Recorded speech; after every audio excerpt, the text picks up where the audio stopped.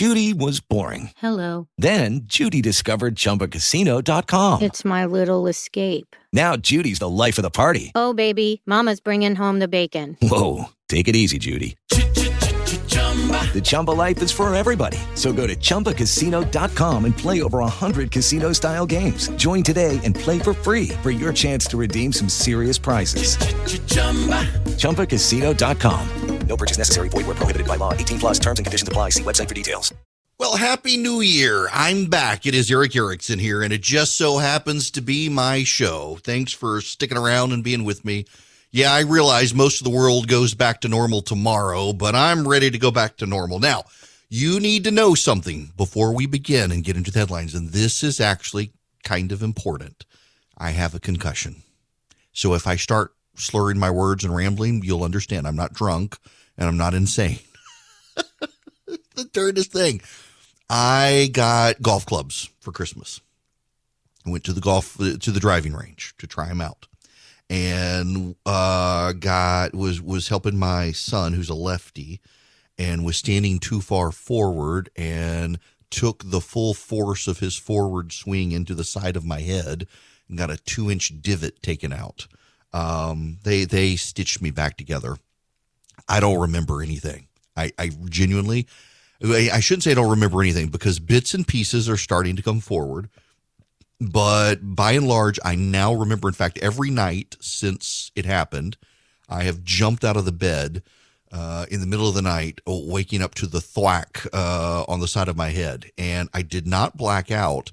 It was stars. And you know how when you see like an explosion in a movie, that they do that ringing in your ear sound? Yeah, it was that, and it was stars. It was no blackout.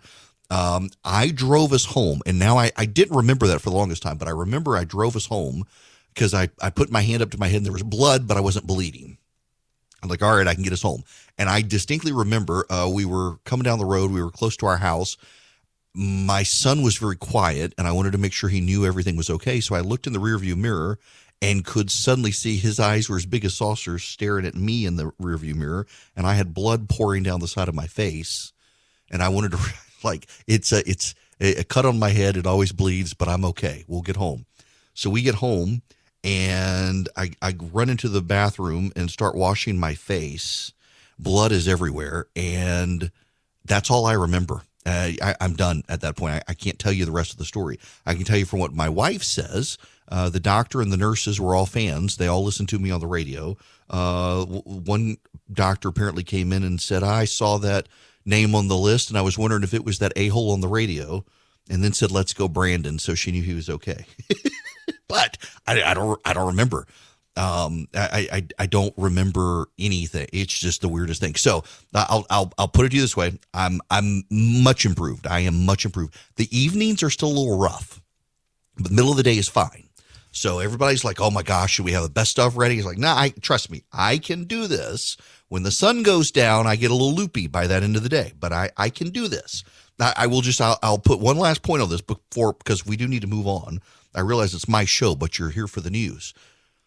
The way I would describe this to you is, you know how, have you ever seen a satellite in the sky? Like at night, you can sometimes see satellites. They reflect the sunlight. If you look directly at the satellite moving across the sky at night, you can't see it. You have to look a little ways away from it, and you can kind of see it out of the corner of your eye in your peripheral vision. You can see it move. Or like I was at my in-laws for Christmas, and there was a beaver swimming in the water, and it was night. And if I looked directly out where I knew the beaver was, you couldn't really see it. But if you kind of looked out to the side, you could see it more out of your peripheral vision. And I don't know why that is, but that's like this concussion. I know there's stuff that happened, and I can kind of out of the corner of my eye make it make sense. But when I try to focus on it, nothing, I can't remember. It's the weirdest thing. And apparently it will get better. It has gotten remarkably better. I remember details now I didn't then. But that's how my Christmas went. And those of you who know me, who are regular listeners, know that I find it impossible to not work. And we have figured out what it takes for me to not work, and that is a forceful blow to the head. As for my son, he's doing very well. A lot of people were concerned. He's doing well. We actually went out to the driving range on Saturday. He hit better. I hit very good with my new clubs. I now remember hitting my clubs, but he's totally fine. I did convince him he should leave the blood on the 9-iron. So if he's ever bullied at the golf course, he can pull it out and show him and say, look what happened to the last guy. So now, that being said, we will move on. It is 2022 now. It's 2022, and the headlines are remarkably the same. You could be confused, speaking in a confused state, you could be confused or forgiven for thinking you're in 2021, because the headlines as we start 2022 are the headlines of 2021. COVID, crime, school shutdowns, the economy, jobs, foreign policy. These are all the same headlines. When Donald Trump was president, Donald Trump had a remarkable ability until COVID hit to change the headlines.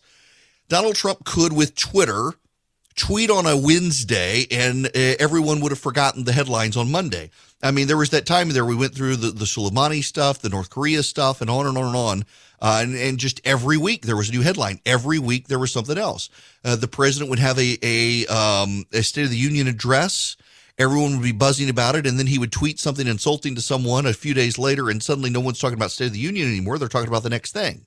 And on it went. It was remarkable. It was his remarkable ability to keep people from focusing on anything until COVID hit. And when COVID hit, it was like kryptonite to one of his superpowers. And the media became obsessed with the COVID headlines, and it seemed to be intentional. It seemed to be anti-Trump. It seemed to be all about damaging him, and yet the COVID headlines continue, and now they're hurting Joe Biden in ways they hurt Donald Trump. People are living in fear. We now have the Omicron variant, which you should know the data suggests is, if you're going to get the virus, it's the one you want to get, that less hospitalizations, even among the unvaccinated.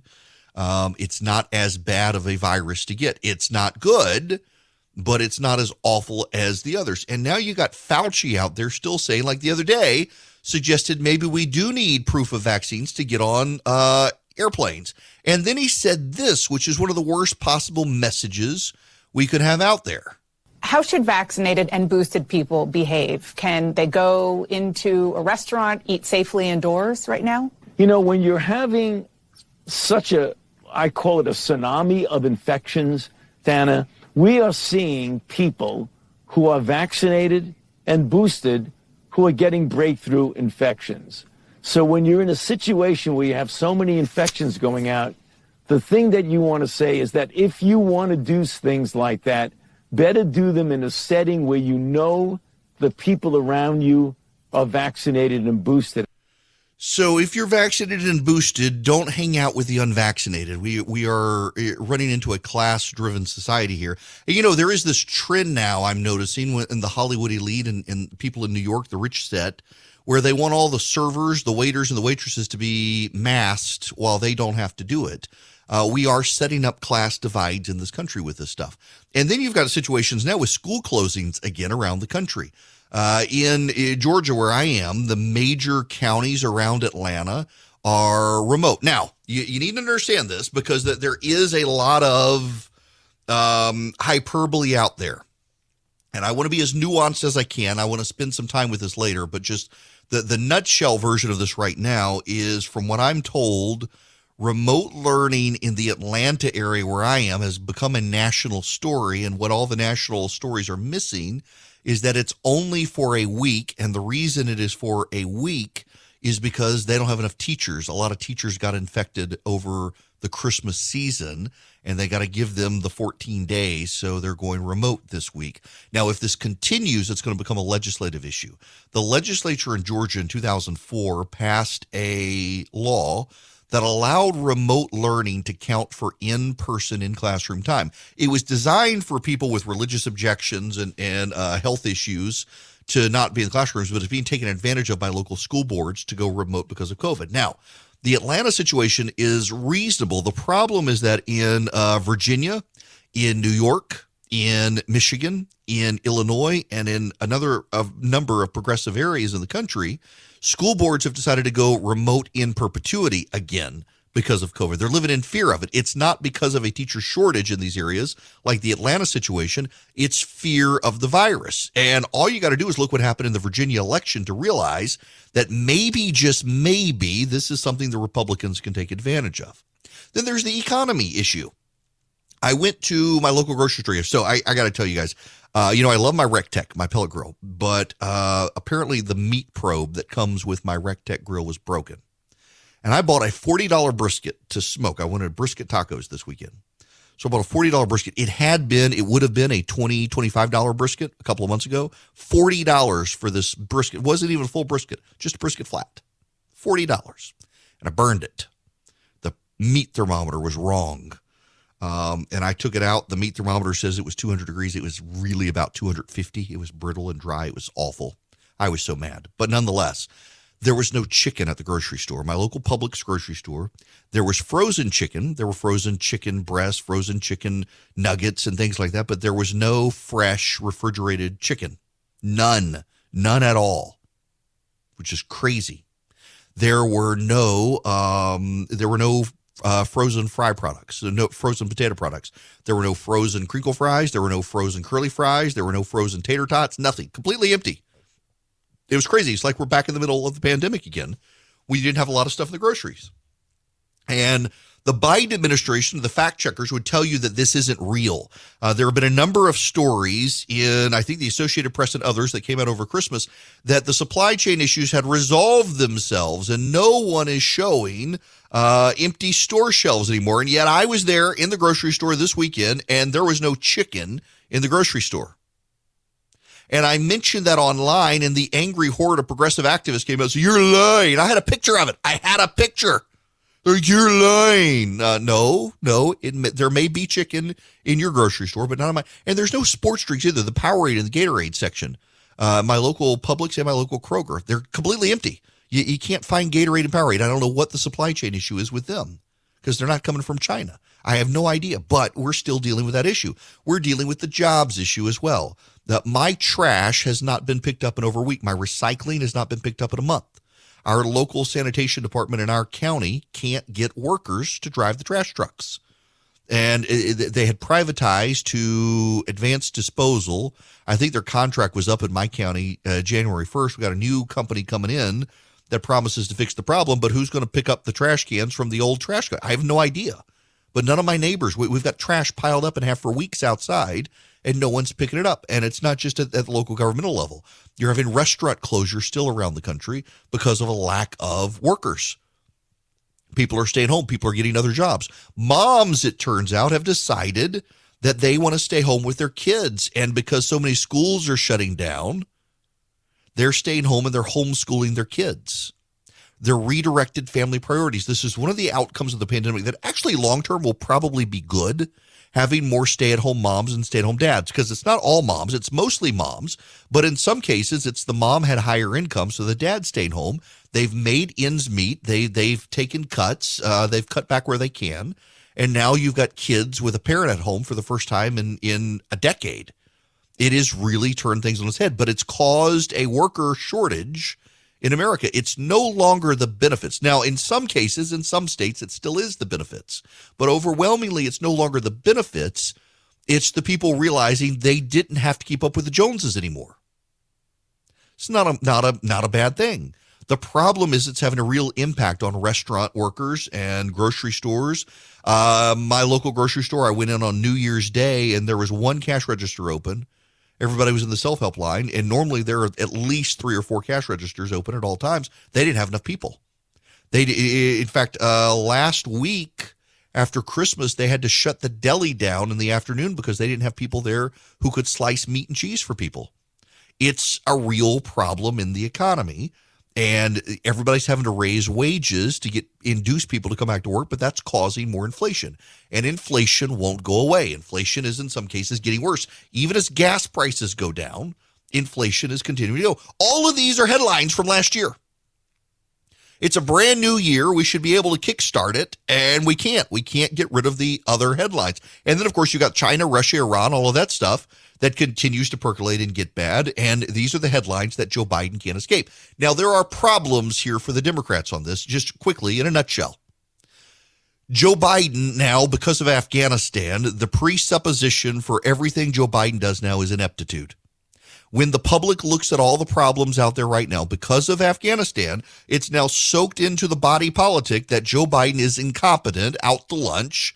I may have a concussion, but he's like a vegetable in the basement these days. More and more people think. Now, that's mean to say, but a lot of people have internalized that Joe Biden is just out to lunch and his team is incompetent. So when problems happen, it reflects worse on the president and drives down his popularity. The other problem here is that it's now January 3rd, 2022, an even-numbered year, which means there's a federal election. In fact, the first primaries happen in another couple of months. So whether you want to be in an election cycle or not, we're in an election cycle, and the Democrats are still dealing with the fallout from COVID, the fallout from crime, the fallout from education, the fallout from the economy, the fallout from the job shortage, the fallout from inflation, and all the foreign policy mess that Joe Biden is causing. That brings us into a political season that's going to be bad for them. So you know what? They're going to scream even more about January 6th. For several years when I practiced law, I volunteered for the Alliance Defending Freedom to be an on-call lawyer for them. It's one of the few legal nonprofits in the country that really racks up wins, both state courts and federal courts, for conservatives and Christians. People have a Christian conservative worldview. Since leaving my law practice, I've volunteered in the past to speak at ADF events. I've been to their training sessions where they teach lawyers and pundits how to talk plainly about complex legal issues and understand the state of play on cases around the country, from local city councils all the way up to the U.S. Supreme Court. Now I'm glad to have ADF as an advertiser, but honestly, I'd be encouraging you to support them this time of year anyway. The Alliance Defending Freedom takes donations from you and uses them to help those who can't afford lawyers hire the very best lawyers to fight for freedom, from the Supreme Court of the land all the way down to the local level. Right now, ADF has received a matching grant, so all new donors will have their gifts matched. All you have to do is go to adflegal.org/Erickson today and donate. adflegal.org/Erickson, ERICKSON. Hello there. It is Eric Erickson here. It is my show. You know what? It's one of those things I forgot, but not because of the concussion. I turned on the call screening program. The phone number, if you would like to be a part of the program, 877-973-7425. I think I got that right. Otherwise, you're calling somebody in Mumbai and don't realize it. 877-973-7425 if you want to be on the program. Very happy to have you if you want to be on the program. Now, we got to move on to other stuff. Norman Mailer. You know who Norman Mailer is? I am not a Norman Mailer fan. Just so you understand me here, was not a guy I particularly cared for. He was very much of the left. He died in 2007, and Random House was going to put together a compendium of his political writings to commemorate the centennial of his birth next year. Now, you should know, whether I like him or not, he is probably one of the most famous American writers of the 20th century. And he was also considered one of the great nonfiction writers of the 20th century. Truman Capote, Tom Wolfe, Hunter Thompson, all of these guys, and I'm looking at Wikipedia now, Joan Didion as well, were considered some of the famous, real great writers of the 20th century. And it's interesting to me that they've decided not to make his book. Random House has canceled the project. And again, I may not have liked him. I thought he was very much a progressive. Before progressives were really a thing, he was very much a liberal. But also, it is unquestionably that he is one of the most famous writers of the 20th century in the United States. And they've canceled his book project, not because of anything other than they're afraid the wokes will come for them. So I subscribe to a newsletter. It's a Substack newsletter called The Ankler. And there's a piece this morning about this, that Random House is acknowledging that one of the editors on the project is upset because Norman Mailer wrote a piece. He was a cultural critic. And he wrote, now y'all are going to, I'm going to say the words, forgive me here if this offends you, but he wrote, it was a very famous piece entitled The White, it's Negro, not the N-word, but that one. Very famous piece. And one of the editors at Random House objected to having to include it.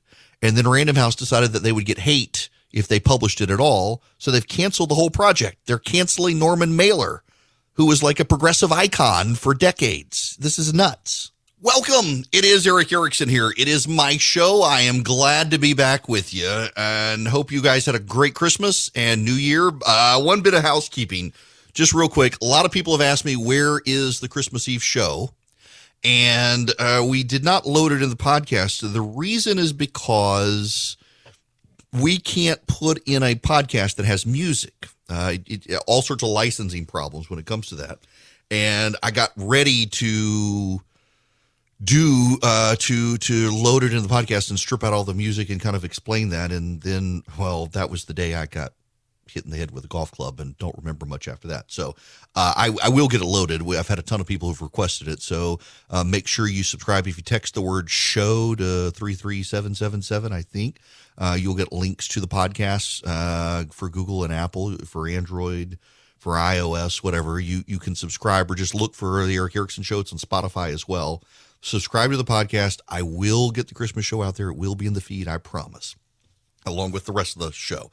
You can always go to ewerickson.com every day as well. You can get the 24/7 feed and just you can listen to the show on your own time. Now, we're going to hear a lot about this.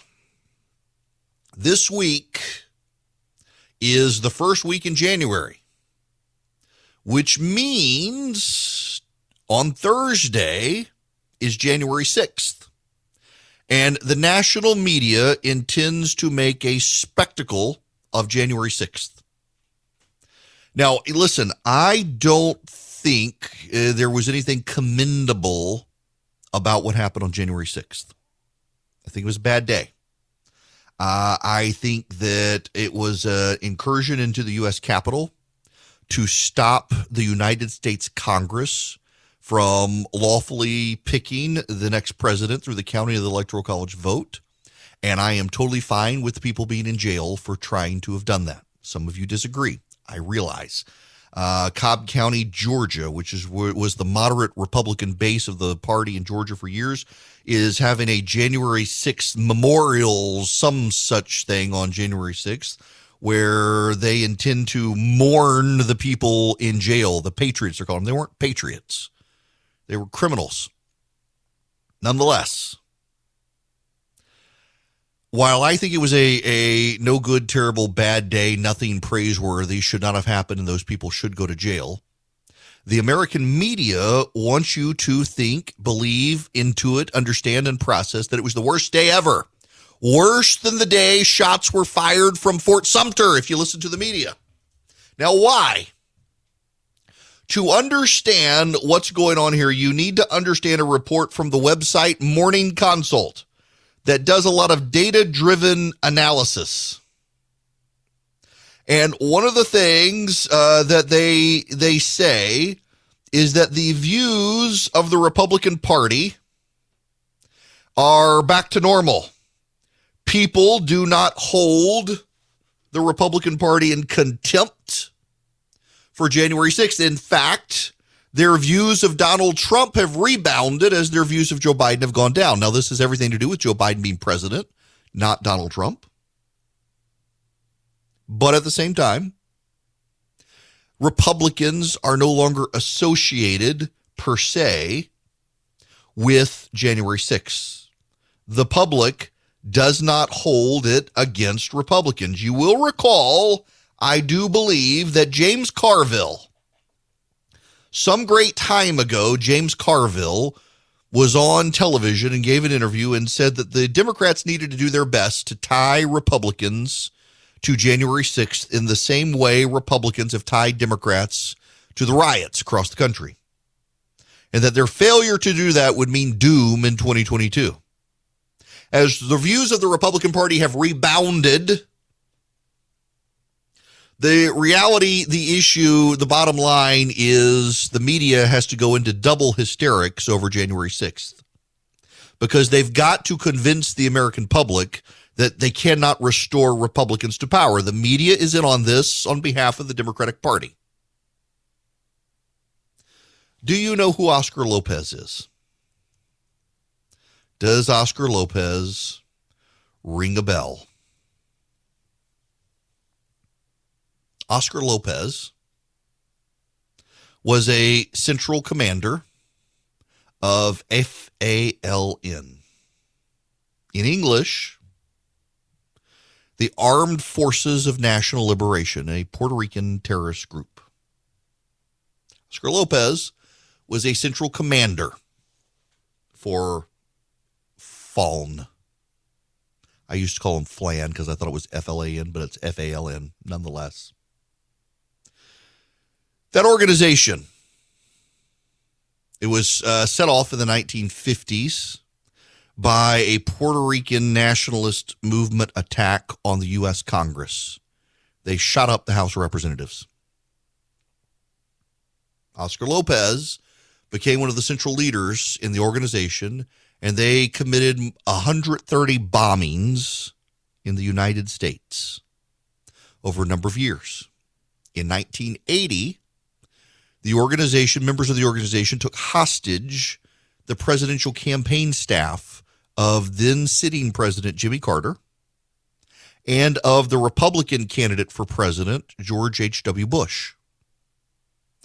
When Ronald Reagan won, they plotted the kidnapping of Ronald Reagan. They were a violent extremist group, and Oscar Lopez was in charge, and Barack Obama commuted his sentence in 2017. Now, what I'm telling you is it's not new. It's not something unheard of, but it's something oftentimes glossed over by the media. There is a history of left-wing extremism in the country. And if you listen at all to the media, they would have you believe that the real problem in this country right now is right-wing domestic terrorism, where there is a long history of left-wing domestic terrorism in the United States. A long history of left-wing domestic terrorism. The Weather Underground orchestrated dozens and dozens of bombings in the United States, including the U.S. Capitol and the State Department and police stations, the assassination of policemen in this country. Environmental terrorist groups have sabotaged, as recently as last year, railroad tracks in this country. Doesn't get the media coverage. But January 6th, tell me all about January 6th. The media is obsessed with it. Pay no attention to left-wing violence in this country. Pay attention to January 6th. But also this. Go back to the year 2000. The Democrats commonly used a phrase about George W. Bush, that he was selected, not elected. They believe 5 members of the United States Supreme Court stole the election from them. In 2004, after George Bush won, the Democrats began spreading conspiracy theories about Iowa and the Iowa Secretary of State. I think it was Ken Blackwell at the time, that somehow he had stolen Ohio for George W. Bush. They refused to concede the legitimacy of the election. They thought John Kerry would win it, but for hanky-panky shenanigans in Ohio. In 2016, Hillary Clinton and the Democrats orchestrated a smear on Donald Trump that he was in bed with the Russians. And to this day, most Democrats believe the Russians stole the election for Donald Trump. It is not a legitimate election. Again, Donald Trump selected, not elected, by the Russians, no less. In 2018, Stacey Abrams lost to Brian Kemp in Georgia. Stacey Abrams, the media would have you believe Stacey Abrams came close to beating Brian Kemp, but for voter suppression. No, that's not actually it. Stacey Abrams came close to a runoff wherein she would have lost to Brian Kemp. It's not that Stacey Abrams came close to beating Brian Kemp. It's that she came close to a runoff. She couldn't even make a runoff. Hillary Clinton, Terry McAuliffe in Virginia, other prominent Democrats to this day will tell you Stacey Abrams should actually be governor of Georgia. Stacey Abrams herself refused to concede, and the media has let her get away with it. But if you deny the legitimacy of the 2020 election, you are a heretic apostate who will burn in hell. How dare you question 2020? Now, I think 2020 was a legitimate election. Were there shenanigans? Yes, but there always are. Were there enough to throw out the election? No, there were not. Spare me your outrage. But in 2016, 2017, the inauguration, well, let's back up to 2020. There were protests trying to disrupt the meeting of the Electoral College around the country. Remember that? We sure do gloss over that. In December of 2020, the Electoral College convened in states around the country, and there were protests, attempts to disrupt the Electoral College to stop their lawful selection of Donald Trump. The media gave them all a pass. The election in 2017, the inauguration, there were riots in the streets of Washington, D.C. You all remember the woman who's screaming, holding her hands to her head, screaming no, as they announced Donald Trump president of the United States. Do you remember the limousines that they firebombed? The storefronts with the smashed windows? The pink hats designed to be women's reproductive parts? You remember any of that? There were riots in the streets because Donald Trump was elected and inaugurated. There were, you will recall, when Donald Trump cleared out, well, it turns out it wasn't really him clearing out. It was the National Park Service clearing out the protesters at Lafayette Park. They were yet again in full high dungeons and protest against Donald Trump, and they used the media to lie about what actually happened. When the Inspector General report came out, turned out everyone was wrong. Donald Trump and William Barr had not ordered tear gas fired on these people. It was the Park Service because the people were getting increasingly violent. You got Stacey Abrams refusing to concede and the media celebrating Stacey Abrams' refusal to concede. I would argue January 6th is a logical stepping point. It's not that January 6th was unique. It's that normally it's the Democrats who do this. This time it was the Republicans.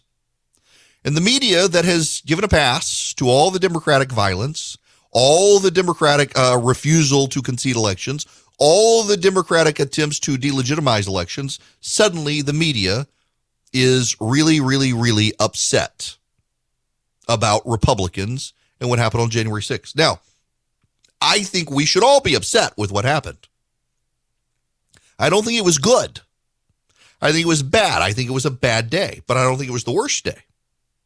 And I think if you're someone who's given a pass to Democratic attempts to delegitimize elections and to riot when they don't get their way, you really should just keep your mouth shut about what happened on January 6th because it is a logical outcome. Now, I'll tell you what else is a logical outcome of everything that's happened with the media's refusal to focus on some things and the Democratic double standards and the like. Oscar Lopez, let's go back to him. Had a terrorist group in this country commit over 130 bombings to try to get their way. You have environmentalist groups engaging in terrorism. You have far left groups like the Weather Underground engaging in terrorism. The media would have you believe it's right-wing extremists. Pay no attention to this, I suppose, but there is a growing movement on the left even now for authoritarianism and defense of authoritarianism for climate change. You've got the New York Times and New York Magazine running fawning profiles of a guy who's written a book calling on environmentalists to start blowing up pipelines to stop climate change. The London Review of Books, a prominent publication in Great Britain, is running not just articles, but also letters to the editor in defense of authoritarians and how you need to engage in terrorism. Now is the time for violence to stop climate change. You've got in this country, the media doesn't seem to be paying attention to it. I talk about it here, sabotage of rail lines in this country to stop tanker cars carrying oil. Let me read you part of this from the London Review of Books. The headline is Climate Emergency. The two pieces on Andreas Malm by James Butler and Adam Tooze raise a question that often puzzles me, namely, why do so few movements for environmental justice are willing to consider direct action or armed struggle, when these strategies were certainly seen as options in 20th century anti-colonial and anti-fascist movements? Where indeed are all the eco-terrorists? Malm believes that direct action against polluting infrastructure has so far been both a morally legitimate and practically successful strategy, in that it actually stops pollution and produces a powerful incentive against continued investment. If you blow up a fracking installation twice, who will insure it a third time?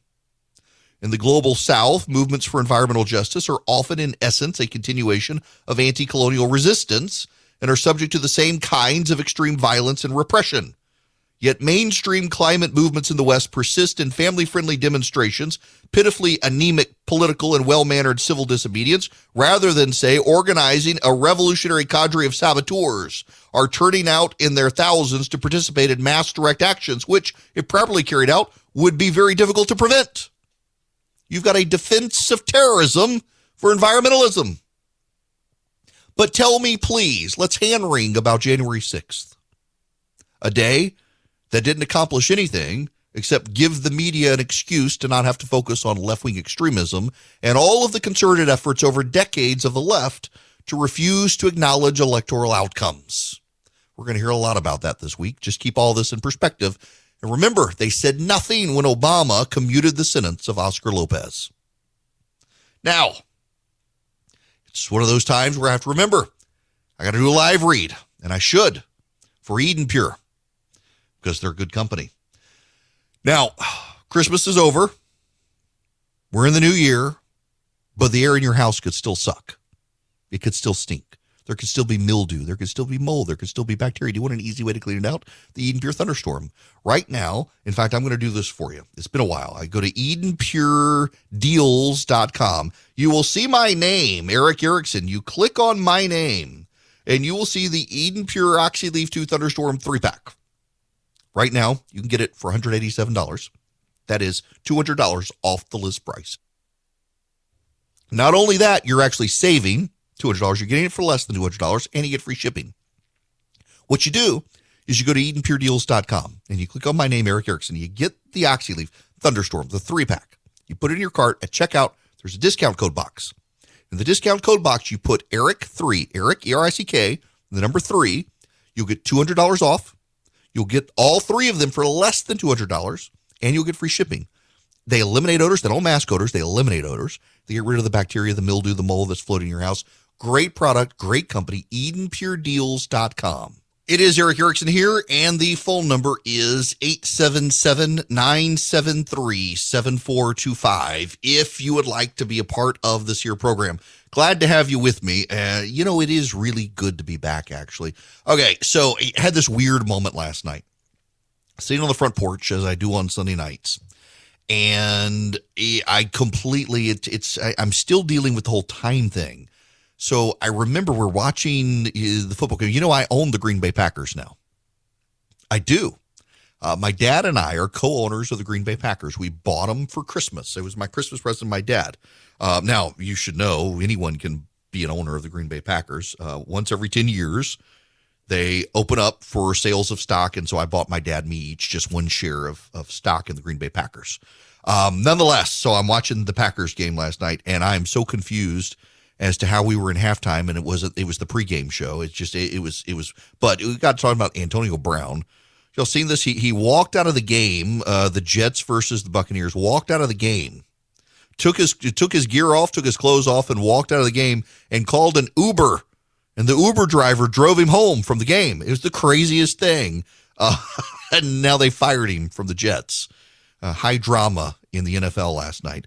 We will be back with school closures. I got details. And you thought these last 2 years were crazy. Welcome to 2022. It's coming up and nothing makes sense still, especially in business. If you're a small business owner, good luck getting financing from a big bank right now.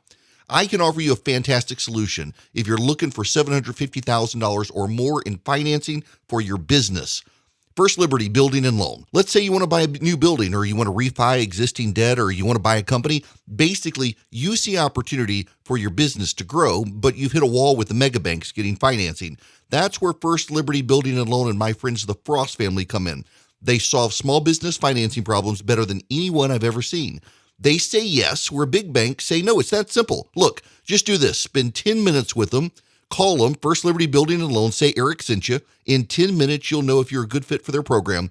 Go to firstlibertyga.com. That's firstlibertyga.com. They help small businesses nationwide in all 50 states. firstlibertyga.com. Hello, it is Ryan, and I was on a flight the other day playing one of my favorite social spin slot games on ChumbaCasino.com. I looked over at the person sitting next to me, and you know what they were doing? They were also playing Chumba Casino. Coincidence? I think not. Everybody's loving having fun with it. Chumba Casino is home to hundreds of casino-style games that you can play for free anytime, anywhere, even at 30,000 feet. So sign up now at ChumbaCasino.com to claim your free welcome bonus. That's ChumbaCasino.com and live the Chumba life. No purchase necessary. VGW Group. Void where prohibited by law. See terms and conditions. 18+.